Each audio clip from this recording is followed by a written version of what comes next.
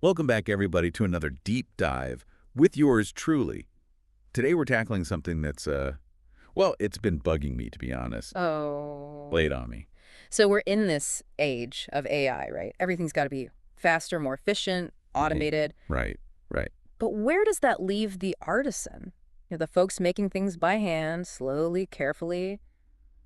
Does that even fit in this world anymore? I see where you're going with this. It's a good question, and honestly, the sources we've got for this deep dive, they make a pretty compelling case that artisans aren't just clinging on, they're offering something AI can't. Okay, color me intrigued. Let's unpack this. One thing that jumps out is this idea of cultural preservation. Oh yeah, big time. AI is amazing at replicating, scaling things up, but what it doesn't do is carry forward those tiny details, the things that make a craft unique to a culture. Right. It's like, think about weaving, right? That's in a few of our sources. Those patterns, the way it's done, that's info passed down for generations. AI can't just invent that. Exactly. It's like a living museum almost. It makes me think about, my grandma had this quilt. Hand knitted, obviously not perfect, but it was hers. You know, AI could make a million perfect quilts, but none of them would have that same feeling. And that's key, right? It's not just the object, it's the story, the history woven in, literally, in that case. Okay, so that's preserving the past. But these sources also talk about artisans being on the cutting edge creatively. That's the thing. AI, for all its smarts, it lacks that spark. Human intuition, gut feeling, whatever you want to call it, that's where true innovation comes from. So it's not just about following instructions, it's about responding to the situation. Exactly. Take a potter, right? The clay that day might be a bit drier, so they adjust. A woodworker sees a knot in the wood, turns it into a feature. That's creativity AI can't replicate yet. Which maybe explains the whole Etsy boom, yeah. Our sources talk about how people are craving unique, one-of-a-kind stuff. Absolutely. Mass production, everything being identical, that's losing its appeal. People want things with soul, personality. So it's that human connection again, but through the object itself this time. You got it. And you know what goes hand in hand with that? Sustainability. Right. One of our sources went in on the whole fast fashion mess. Mountains of clothes and landfills. And that's where artisans are different. Local materials, built to last. It's the opposite of throwaway culture. It's like valuing quality over quantity again. Makes you think about your own buying habits, doesn't it? It really does. Okay, so we've talked about the good vibes, but do artisans actually make a difference economically? More than you might think. Our sources highlight how artisan businesses, they're often super local.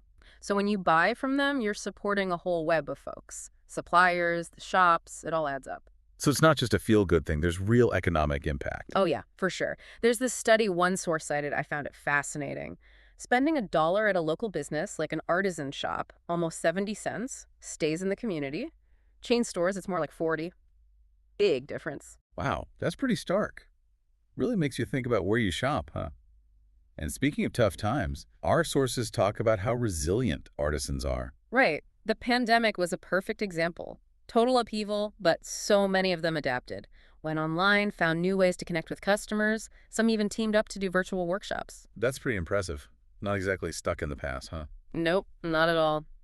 But let's be real, our sources also acknowledge the challenges. It's not all sunshine and roses. Yeah, I imagine competing with mass-produced stuff is tough. How can you beat those prices? That's the thing. It's not about beating them, it's about offering something different. Quality, the story behind the piece, that human touch we were talking about. Makes sense. One source actually mentioned that consumers are willing to pay more, like 20% more, for something they see as truly handcrafted, It's a value shift, right? It's not just about the cheapest option anymore. which ties into this whole conscious consumer trend. Yeah, people caring about where stuff comes from, the impact. Exactly. Transparency, sustainability, fair labor, all things artisans are often already doing. So it's like they're already aligned with what a lot of shoppers are looking for. Right on the money. It's both a challenge and a huge opportunity for them. So big picture, if someone wants to support this movement, where do they start? Well, the sources make it clear mindful consumption is key. Every purchase is a vote. Choosing handcrafted is supporting all that good stuff we've been talking about. So it's about thinking before you buy, basically. More than that, it's about enjoying it. Our sources talk about the personal benefits too, not just the ethical ones. Oh yeah, that's what got me interested in this whole topic to begin with. So what's the good stuff? Imagine, right, having your morning coffee from a handmade mug. It's not just a mug, it's a piece of art. The little imperfections, those make it unique. Yeah, it's like elevating the everyday stuff. Exactly. Yeah, Our sources even talk about how being around handmade things, it can make you more mindful, more appreciative. like a little reminder to slow down, be present. That's it. And let's not forget, choosing handcrafted items, it's a way to express yourself too. Yeah, like your values are reflected in the stuff you surround yourself with. Right. And it doesn't have to be fancy art. It can be simple stuff. Handmade soap, locally made jewelry, it all adds up. Small choices making a big difference. I like that. It's actually kind of hopeful, you know? It is. We have the power to support these artisans to keep this tradition alive.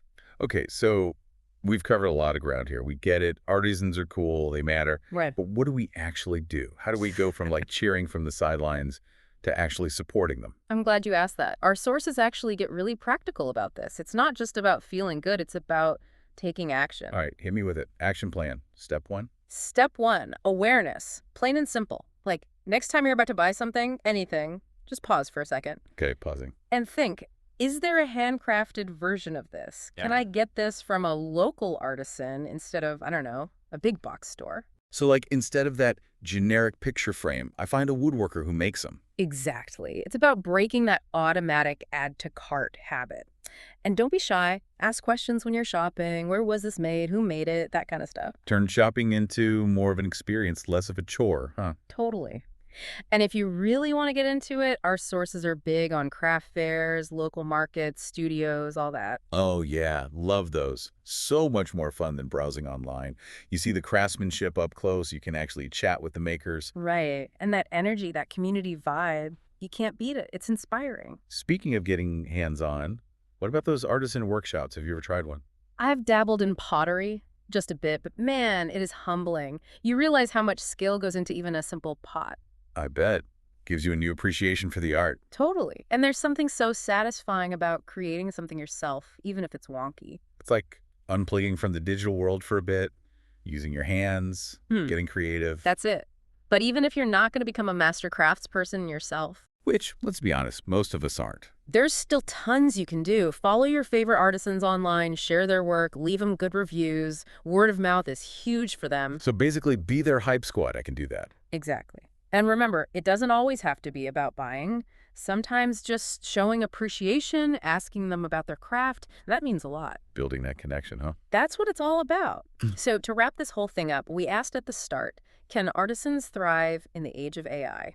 Yeah, and I gotta say, I'm feeling way more optimistic now than I was an hour ago. Me too. Uh, But like our sources say, it takes both sides, right? mm-hmm. Artisans got to innovate, get tech savvy, but consumers, we got to be mindful. Choosing to support them, knowing it's not just a trend, it's a vote for a better way of doing things. A more human way. And honestly, in this crazy world, who couldn't use a bit more of that?